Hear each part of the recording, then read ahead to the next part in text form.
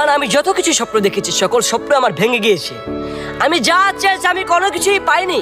প্রিয় ভাইজান, আমি আপনাকে একটা কথা বলেছি, আপনি কখন আল্লাহ তাআলাকে একবার চেয়েছেন আল্লাহ তাআলাকে? একবার চেয়ে দেখেন না আল্লাহ তাআলাকে। আপনি আল্লাহ তাআলাকে পান কিনা আপনি দেখেন বাড়ি গাড়ি ধন সম্পদ বন্ধু বান্ধব হারাম রিলেশন এগুলো কোত্থেকে পেবেন আপনি একবার চান আল্লাহ তাআলাকে চাওয়ার মতো চান, দেখেন আল্লাহ তাআলা আপনার বন্ধু হয় কিনা, আল্লাহ তাআলা আপনার সহায় হয় কিনা। তাই বলতেছি আপনার স্বপ্ন ভেঙে যায়নি ভাই, আপনার স্বপ্ন ভেঙে যায়নি।